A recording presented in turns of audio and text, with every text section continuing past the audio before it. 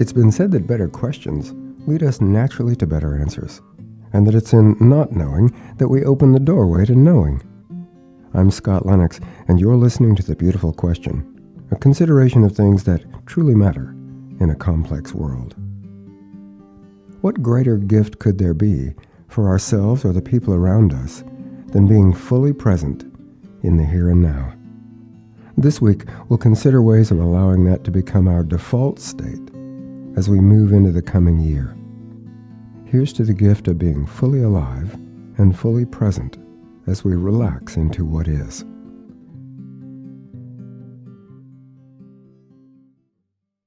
When I was asked earlier this week if I make New Year's resolutions, I answered that I don't, but that it's become my habit to spend time thinking aspirationally on New Year's Day.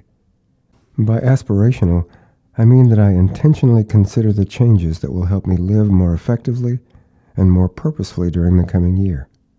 To the degree that I'm capable of it, I want to take my life to the highest level that I can. As I reflected on our conversation, I realized that one of my most consistent goals, year after year, is to become as fully present as possible. There's a growing desire in me to open my heart and to be fully focused in the here and now, even as I change and things are changing around me. That focus is especially true about how I want to engage with other people, not just as a professional counselor and consultant, but with everyone I encounter in my personal life as well. When I think about being fully present, I sometimes think of what it was like to be in the cockpit when I was flying. As a pilot, it was essential to keep myself in a relaxed state of awareness, paying attention to everything that was going on inside and outside the airplane. It was also important to handle the controls with a feather-light touch instead of rigidly gripping the yoke or pushing hard on the pedals. That part took a bit of practice, but as I loosened up, I discovered that the payoffs were marvelous. The more I relaxed and remained gently focused in the here and now, the more elegantly and efficiently the plane moved through the air, taking me wherever I wanted to go, even when I was passing through turbulence or there were sudden changes in wind and weather. Years later, I noticed that living effectively works the same way. Everything goes better when we stay present and keep a light touch. Two friends who flew military helicopters in Vietnam told me that one of the best ways to have the aircraft lose altitude and directional control is to tighten your grip. And the greater the tension in your hands and feet, the more you resist what the helicopter is designed and built to do.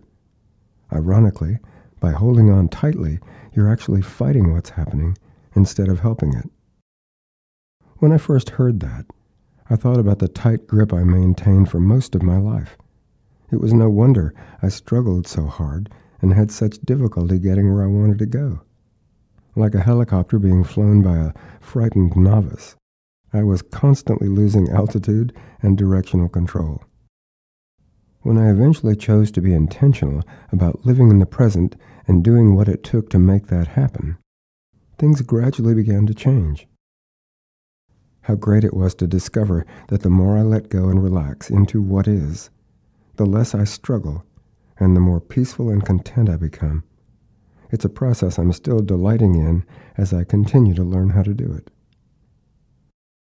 One of my ongoing questions is this: in real terms, in the real world, how do we go about bringing ourselves into that kind of relaxed presence? The truth of it is elegantly simple. We don't have to become ascetics living in a cave in India. We don't have to have a sudden enlightenment or breakthrough of awareness. We don't have to pay thousands of dollars attending so-called empowerment seminars or earn a PhD in human behavior. We don't have to become saints. Instead, to become present, we choose to relax and let go into the now.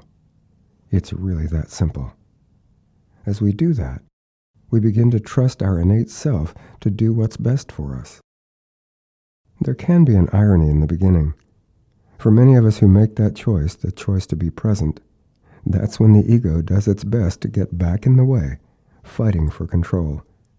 The mind begins to doubt and chatter away, Old thoughts and old habits pop up. Old fears vie for our attention. And if we're not careful, we begin yet another cycle of holding on, struggling, and suffering in the process. But what happens if, in the middle of the struggle, we stridently choose not to judge or berate ourselves? What happens when we choose not to listen to that smaller critical voice, the voice of the ego, and we simply go back to letting go? Before we know it, letting go of what we thought was control becomes our new normal, and we relax more and more into the present. And with that comes the contentment of knowing that we're making progress and that we don't have to do anything perfectly. In that state of self-assigned freedom, we find ourselves quite naturally doing the most right things. For most of my life, I found myself easily distracted and blown off course again and again. When I chose to be just a bit gentler with myself, breathing consciously and treating myself with greater kindness, I became more focused and watched life happen more naturally and organically. One of the payoffs is that we become kinder and more present with ourselves. We treat the people around us more kindly without having to force it or make it happen. As ironic as it sounds, one of the keys is to stop trying so hard and allow ourselves and everyone else the freedom to be who and what we are. There's a New Year's gift worth having. To that end, this week's 4 beautiful questions are perhaps predictable ones. I'll ask them anyway. Question 1. What is it that you've been using to artificially keep yourself from letting go of the noise in your head or the self-defeating ideas that prevent you from living in the here and now? I'll ask that again. What have you been using artificially to keep yourself from letting go of the noise in your head or the self-defeating ideas that prevent you from living in the here and now?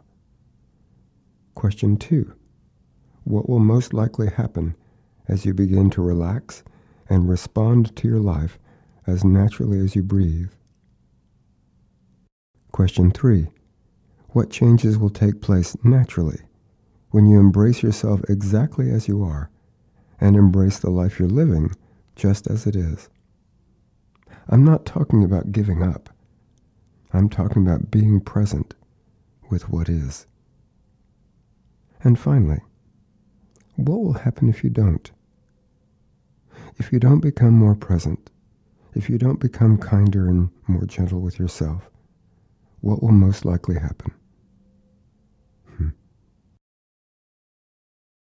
As we move into the new year, I'm looking forward to hearing from you and celebrating this amazing life with you. Here's to being present without judgment or harshness. Here's to being exactly what we are and to becoming all that we can become. And here's to listening to our hearts as we open them more and more. As I say each week, my light with your light. Thank you for listening. I continue to be inspired by our collaboration as we work and play together, building better lives and better possibilities for ourselves, for one another, for the world, and for our beautiful planet home. I look forward to your comments and to your feedback. You can also be inspired by visiting my good friends at Cosmos Journal. That's KOSMOS Journal. Their mission is to inform, inspire, and engage global transformation in harmony with all life. You can easily find them online at cosmosjournal.org.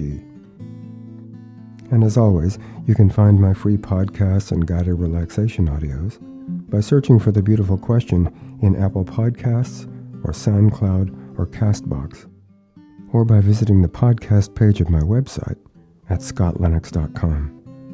If you find them useful or encouraging, don't hesitate to share them.